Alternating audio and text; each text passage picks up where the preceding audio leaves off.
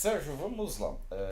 Eu quero que você me conte qual foi o seu acesso à literatura do Manuel da Fonseca e como você chegou, né, ao livro que você adapta em Raiva, que é o Seara de Vento. Eu estava preparando um documentário sobre a identidade daquela região, que é o Alentejo, e falei com muita gente. O meu pai é dessa região, mas eu falei com muita gente o que eu poderia ler para entender melhor o que eram os conflitos ancestrais da região. E todos os caminhos levaram a este romance, Seara de Vento, que nos dias de hoje não é tão falado, mas que teve uma importância enorme durante o período em que foi, primeiro quando foi escrito e no período da ditadura portuguesa, porque era um livro clandestino, e depois quando houve a democracia, se transformou num livro farol, uma bandeira, por assim dizer, de luta, de, de explicar como é que era a injustiça naquele tempo, de explicar como é que as pessoas eram tratadas e clamar por justiça. E teve um lado de bandeira, um livro quase que simbólico. Eu li, esse lado simbólico não me interessou tanto, o que me interessou foi a vida do dia a dia das pessoas, as dificuldades, e eu tive vontade de retratar, tive vontade também de filmar, porque a personagem da velha, da avó, era para mim muito claramente a atriz com quem eu trabalhei duas vezes, que é uma grande atriz, a Isabel Ruth, agora nomeada para prêmios por causa desse filme, embora o papel dela não seja tão grande, ela é forte, e eu quis escrever para ela esse filme. E eu quero que você entre um pouco mais nos aspectos pessoais, porque o histórico desse romance, você revelou a princípio que não foi enfim, o que te chamou a atenção. E é um filme que você dedica, né, ao seu pai, né, logo nos créditos iniciais. Bem, eu dedico ao meu pai, não fazia parte do programa, é uma Uhum. coisa mais. O meu pai era amigo do Manuel da Fonseca, o meu pai leu várias versões do argumento e fazia comentários. Eu tinha uma relação pessoal forte com meu pai, de carinho, tendo visões sobre o mundo muito diferentes, mas com respeito mútuo. E o meu pai, que queria muito esse filme, que tinha sempre aquele, tu vais ficar rico agora com o filme. Eu disse, meu pai, mas ninguém fica rico fazendo esses filmes e tal. Mas o meu pai não chegou a ver a cópia, o filme, porque ele morreu entre a primeira montagem e a segunda, então eu quis dedicar o filme a ele. Ele tinha entrado em filmes, ele tinha entrado num filme que era um filme, eu fiz um retrato de família que era sobretudo sobre a minha mãe, que se chama Fleurette, com o nome dela, porque aí eu conto um pouco para você coisas pessoais. Fleurette é um filme que eu fiz percebendo que a história dos exílios era fundamental na minha família. Eu nasci em São Paulo porque o meu pai era um exilado político da ditadura portuguesa. Ele foi editorialista do Estadão, mas ele esteve aqui até 1974, quando a democracia se instalou em Portugal. Portanto, eu nasci aqui por causa desses exílios. Depois eu fugi do Brasil com criança, atrás dos outros, em 76, após o ano de 75, em que o meu irmão foi preso, torturado e quase assassinado pela polícia. E amigos nossos foram assassinados. Eu passava férias em casa do Vladimir Herzog, e o meu pai era jornalista. Então nós fugimos do Brasil, foi o segundo exílio. Quando eu já era muito mais velho, uns 30 e tal anos, eu descobri que os exílios já eram anteriores na história da família, porque a minha mãe tinha sido casada em primeiras núpcias, em primeiro casamento com um senhor francês, o que eu não sabia, e que o meu pai, que viveu 22 anos com ela, não sabia, e que os irmãos não sabiam, é que o primeiro marido dela era nazi. Era um francês pró-nazi, não era colaboracionista, era mais à direita disso, e que quando os aliados alemães, eu estou dizendo na Portugal, quando os aliados americanos e ingleses desembarcaram na Normandia, ela se exilou na Alemanha. Uhum. E aí eu fiz um filme sobre essa história familiar. Será que nós conhecemos as pessoas que nos são próximas? Será que nós as queremos conhecer? E será que elas querem que nós as conheçamos? Muitas vezes não. Ela conseguiu viver com meu pai 20 e tal anos sem contar para ele. E sucedeu que eu estava morando na Alemanha e fui passar férias em Lisboa, e conversando com ela, ela começou a chorar, falando da Alemanha.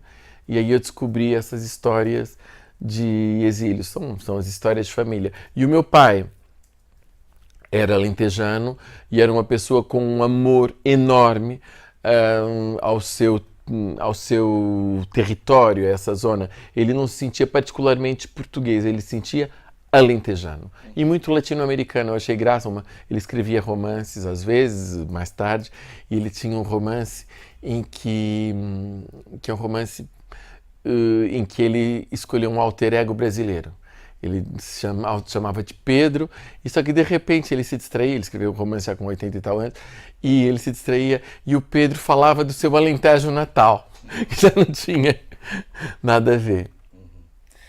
Sérgio, me conte sobre. Na verdade, eu vou separar em duas partes essa pergunta sobre a estrutura narrativa do Raiva. Me chama muita atenção como você apresenta um prólogo que tem um clima, toda uma atmosfera de epílogo. E eu quero saber sobre essa decisão em já apresentar digamos, a resolução, o fim desses personagens logo a princípio da história. Se é inclusive uma decisão que você tomou quando você estava montando esse filme. Sim, é uma decisão de montagem. O argumento foi escrito na forma diacrônica normal, tal como o próprio romance o era.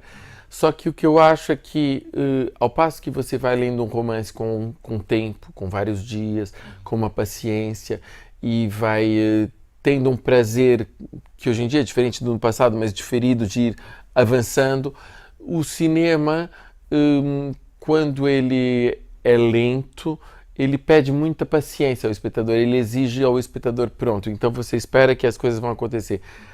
E eu decidi inverter e pôr essa parte final no início, porque eu achei que era interessante oferecer ao espectador algo de incompreensível e de forte, de violento, para que depois desse prólogo relativamente longo, ele tivesse a oportunidade de se questionar e a postura dele não fosse a de paciência, mas sim o de curiosidade. Mas isso, de repente, a arma que você vê nas mãos do protagonista quando ele vai caçar, já é a arma com que ele matou. E de repente, todas as pessoas, a tua cabeça fica funcionando entre várias coisas. E que, sendo que o autor do livro, a quem eu presto homenagem ao fazer o filme, era um apaixonado de western, eu acabei por escolher também uma estrutura típica de western, onde você tem um crime inicial e que o resto do filme vem explicar. E como é subverter nesse processo de adaptação algo que você tem, né, em mãos, uma matéria-prima que é justamente um livro, né, um romance, e levá-lo para o cinema com uma experiência em que se privilegia muito o não dito? Olha, eu não acho que seja tão único. É frequente as pessoas valorizarem a força da arte com a qual trabalham, que é o cinema. E o cinema tem a capacidade da imagem. Eu não foi exatamente o contrário. Eu não gosto mesmo nada de filmes explicativos.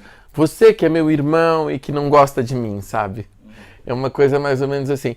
E eu acho que o filme funciona quando você deixa ao espectador o espaço de tentar perceber e entender e interpretar. Se você lhe explica tudo, como acontecia, às vezes acontece no teatro, que é um teatro muito explicativo e demonstrativo e explicativo. Eu tento fazer algo em que o espectador encontra a sua dimensão enquanto alguém que está construindo na interpretação da imagem aquilo que está ali. E você estabeleceu com o elenco uma relação um tanto particular em relação a ambientá-los nesse período específico, em que até mesmo a noção de tempo é diferente, né? E justamente por ser um filme em que a narrativa não privilegia tanto a palavra? Não sei se a gente teve tanto isso. Olha, as pessoas vão para o Alentejo, ficam radiantes de estar no Alentejo, porque é o lugar em que se come melhor em Portugal. Ficam todas muito contentes logo de estar ali. E depois, aquele lugar isolado onde nós estivemos filmando, é muito... Posso só te dizer o que aconteceu da experiência da equipe. No geral, as pessoas disseram que raras vezes fazem filmes em que se sintam tão bem e tão felizes. Eu era a única pessoa insuportável porque eu estava sempre infeliz e sempre sofrendo e quero conseguir. Mas os outros estavam felicíssimos. E os atores também tinham muito prazer em construir a personagem, em descobrir a personagem. E isso acho que não foi... Eu não tive grande... É mais uma questão de equilíbrio entre as várias origens dos atores. Tem gente que é de um cinema falado, de um Manuel de Oliveira, tem outros que são do teatro, tem outros que fazem novela. E você tentar encontrar um nível de uniformidade entre estilos completamente diferentes, aí há um trabalho. Você pede para um ator que é muito explosivo para ouvir as moscas enquanto ele está falando, e ele muda de maneira de interpretar. Você pede para uma atriz... falar mais pausadamente, com mais tempo também. Você pede para outra atriz não falar. Você pede... Tem todo um manejar de situações. Coisas que no Brasil nem sequer fazem sentido falar. Mas, por exemplo, a taberneira, que é a Lia Gama, que tem aquela força muito grande. A interpretação dela é uma interpretação que vem da história do filme. Porque o filme... estava concebido ser interpretado pelo ator mais amado de Portugal, que se chama Nicolau Breiner, e que morreu na véspera das filmagens. Quem é o ator mais amado do Brasil? Paulo Gracindo, por exemplo, no seu tempo. Imagina que, não sei quantos atrás, um filme era para ter o Paulo Gracindo num papel. É um ator que era muito amado. E que morreu na véspera das filmagens, antivéspera das filmagens. Eu tive um dia no meio.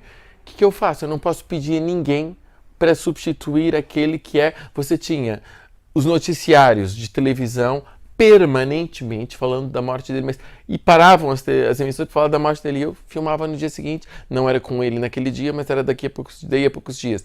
Eu não podia pedir para um outro ator chegar e fazer... não ia substituir o Paulo Gracindo, ia ser a coisa mais desconfortável e incômoda. E eu pus duas hipóteses, de ter um espanhol fazendo o papel, que podia ser o taberneiro, ou de ter uma mulher. Era frequente as mulheres serem taberneiras, havia mulheres que estavam por trás do contrabando também. E a Lia Gama, além de ser a mulher dele no filme, suprimiu o papel de ser a mulher, e ela passou a ser a taberneira, ganhou um papel mais importante, e fez em homenagem a ele, que tinha sido padrinho de casamento, e na cabeça dela ela estava assim, mais ou menos pensando, como é que o Nicolau faria isso? E assim ela construiu. Teve muita coisa que você vai construindo assim, devagarinho, e pensando como é que eu soluciono uma coisa que não está no lugar certo.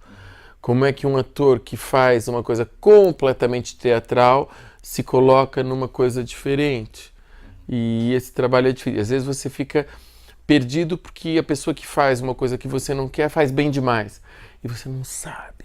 Como é que a Leonor Silveira, que estava radiante de chorar numa cena de interrogatório policial, disse, não pode ser assim. E ela gastou todas as energias e fez radiante ter chorado. E você faz uma segunda vez, uma terceira vez, uma quarta vez, e depois você faz uma sem chorar e é outra coisa. Depois você grava de outra... É muita paciência para que aquilo que você acredita que é a composição final do filme chegue lá.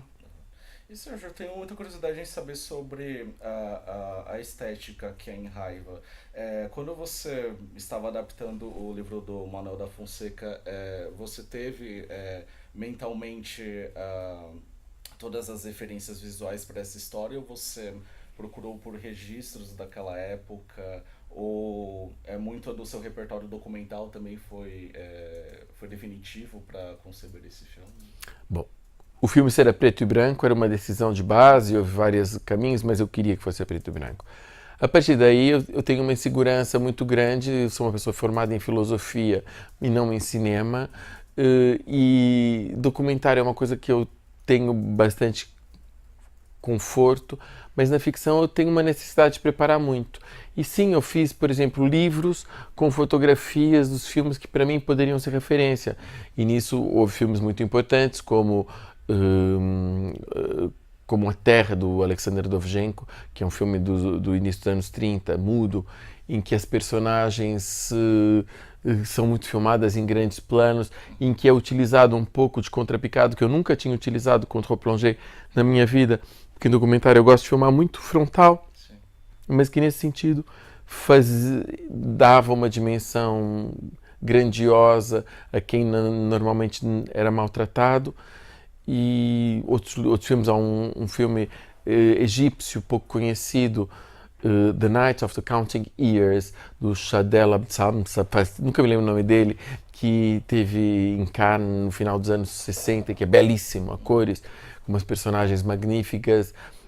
Já não me lembro, o Vidas Secas foi um filme que eu revi, e vários filmes a gente foi fazendo, claro que também o Cavalo de Turim, e você vai fazendo uma salada das várias coisas importantes para você, até que, como eu também não sou uma pessoa que filme, como tantos diretores, dessa sequência você filma de 60 ângulos diferentes e com um campo, eu tenho que ser assim, assado. Eu tenho dificuldade em escolher a maneira como vou filmar, mas tem que ser daquela maneira com muito pouca alternativa. Então, essa economia é uma economia que faz com que o filme, da maneira que está esse filme, que não é rigorosa a nível de fotografia, mas não é homogênea.